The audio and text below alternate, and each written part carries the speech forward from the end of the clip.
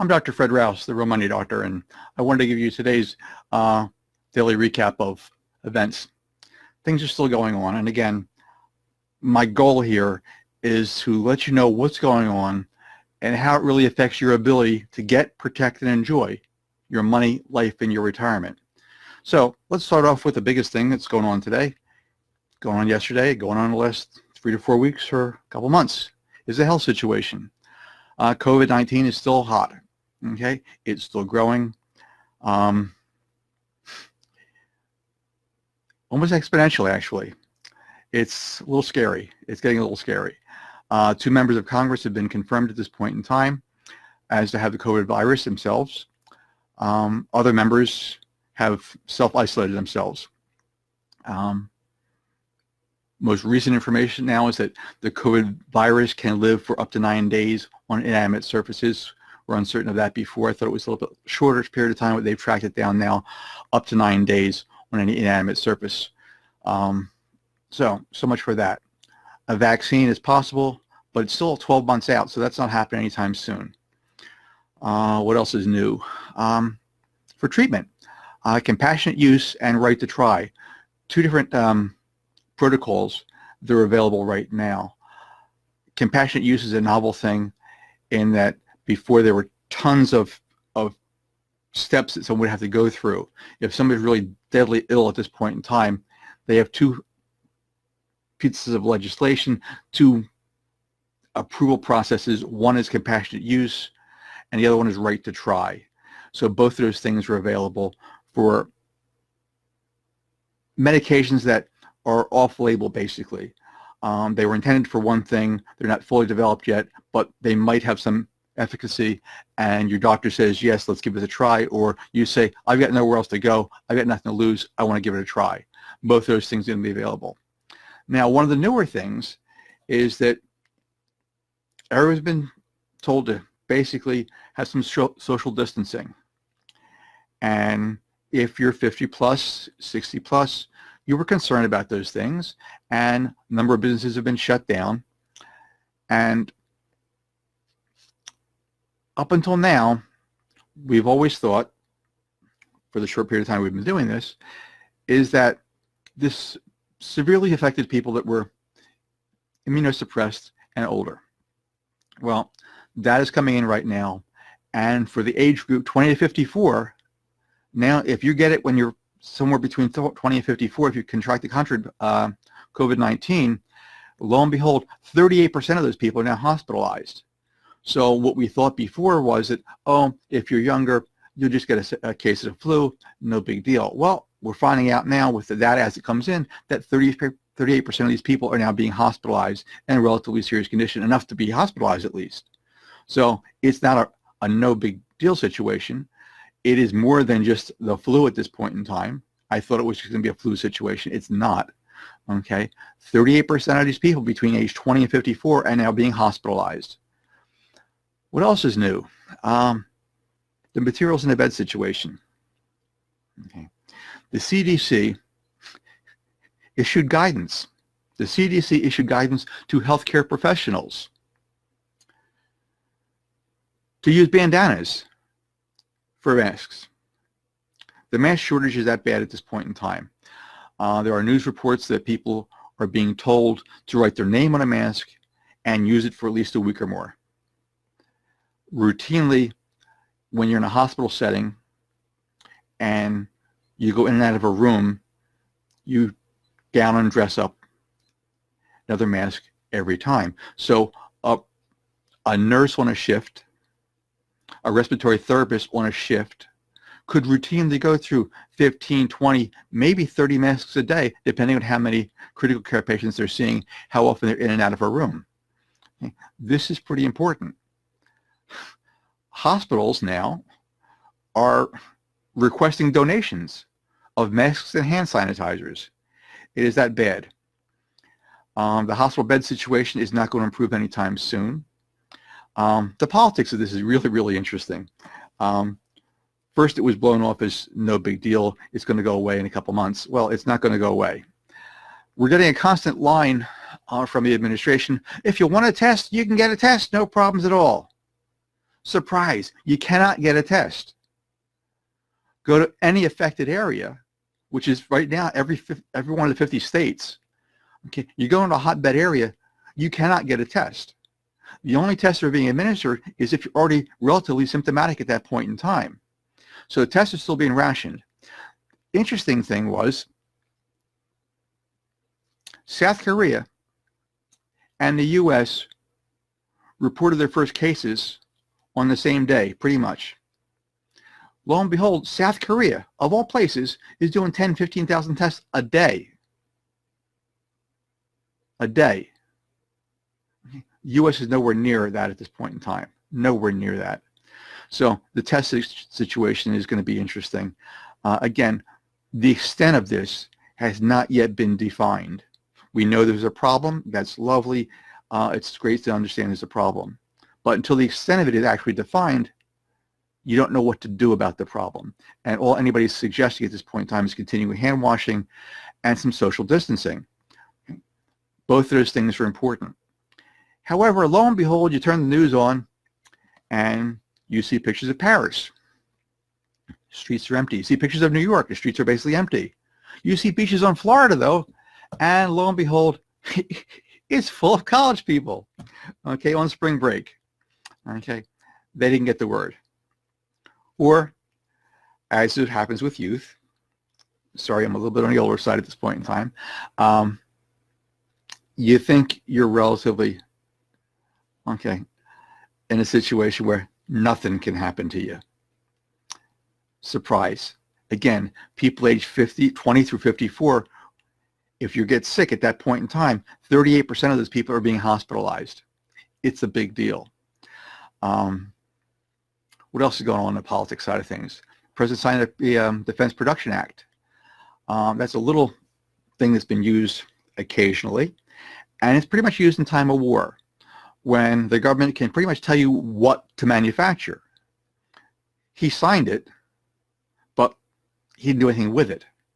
So the companies are not being forced to or requested to go into production for masks and ventilators.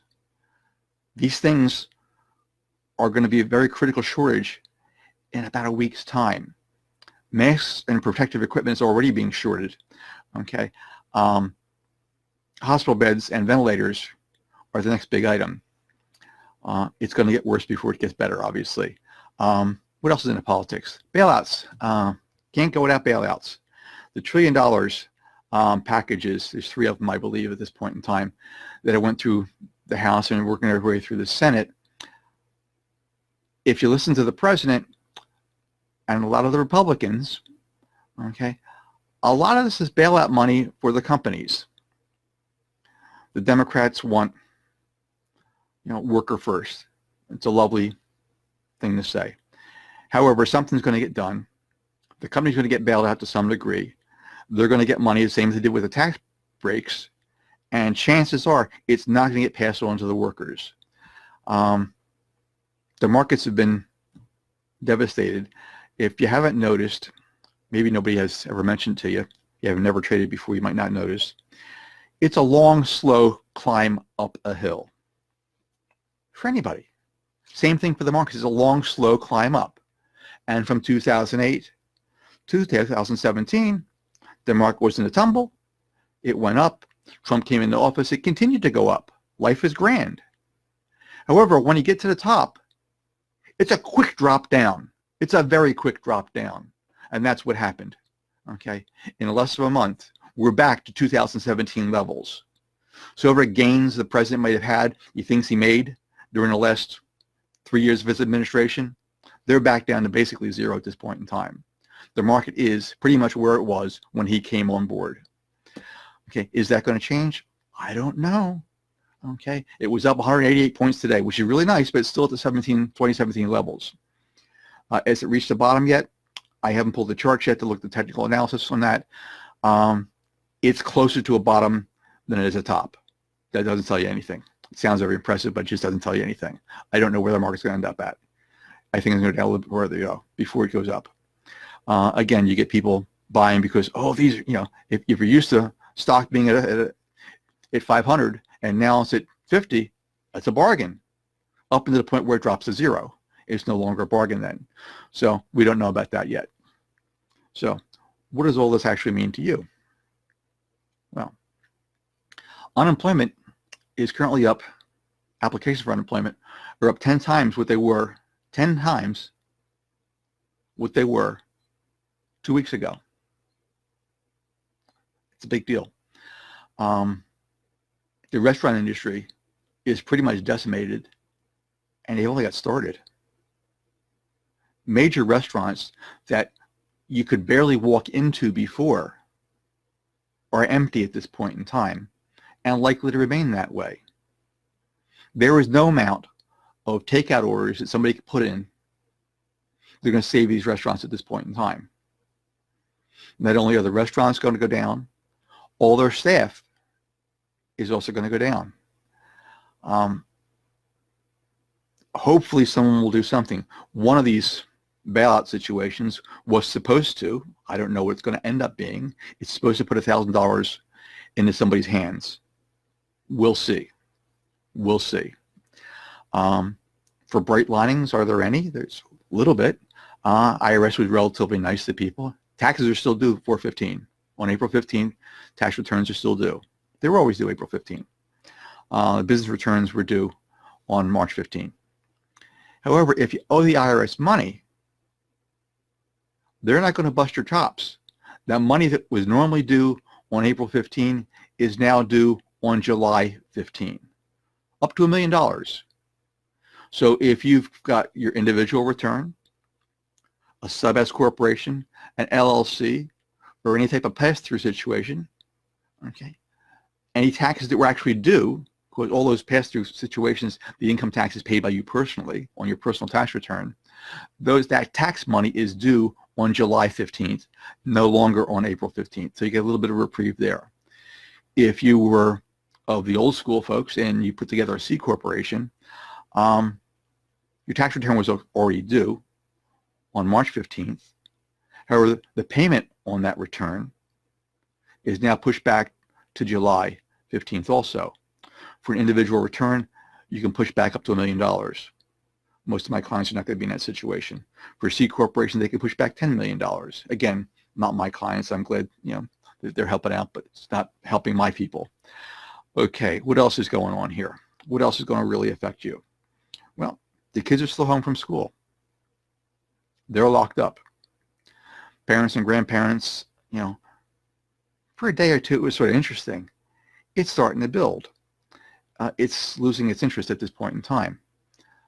Schools in the Philadelphia area, Philadelphia suburbs, that have already shut down, they were going to go to cyber learning. And that sounds great, except they discovered that there's a certain inequality with that, because if you're in a suburban area, it's second nature. It's just like breathing air. Oh yeah, you have a computer and you have internet and you have laptops all over the place. However, if you're in an inner city situation, some of these people are homeless. Right? Some go to school for their meals. Okay, these people are having a hard time. The school districts have decided not to do any cyber learning because it wouldn't be fair to the other students who don't have access to the same materials. What they're going to do with that, I have no clue at this point in time.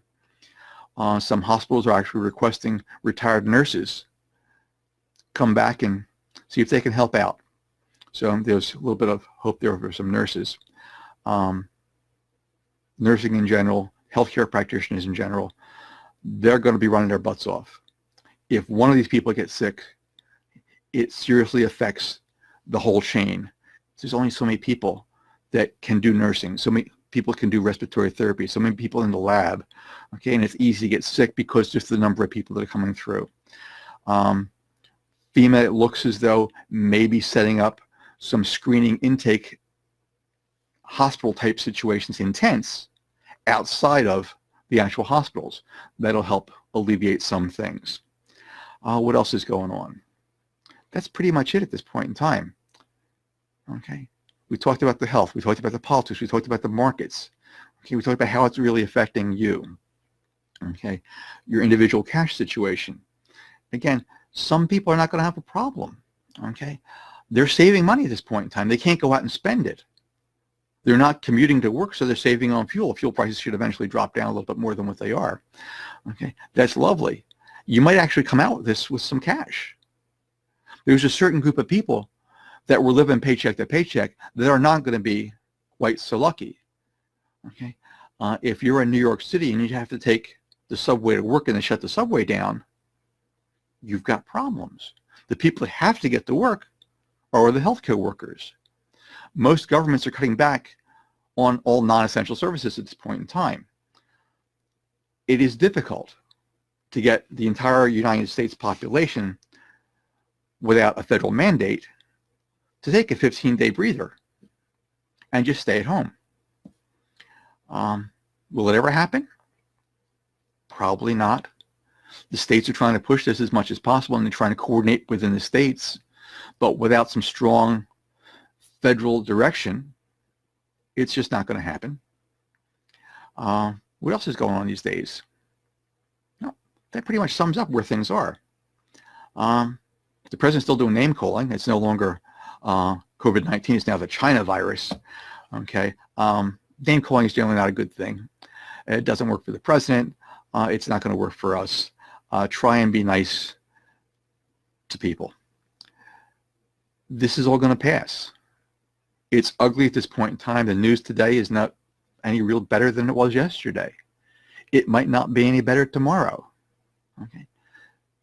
People are going to be locked up with their kids. They're not used to being locked up with their kids. They're not going to be having a good time. Okay. Pressures are going to be building, both emotional and financial. Fuses are going to be short. Tempers are going to be even shorter. As this thing progresses, they're going to get really, really nasty. It's important to try and relax and take a breath. Okay. I'm old and gray at this point in time. I've been through these things before. I've been through the COVID virus before, but I've been through a number of things. And if this is your first, understand that you'll get through this, and 5 or 10 years from now, it'll be something else. So you always get through these things. You may not be 100% happy. You may not be 100% after the fact.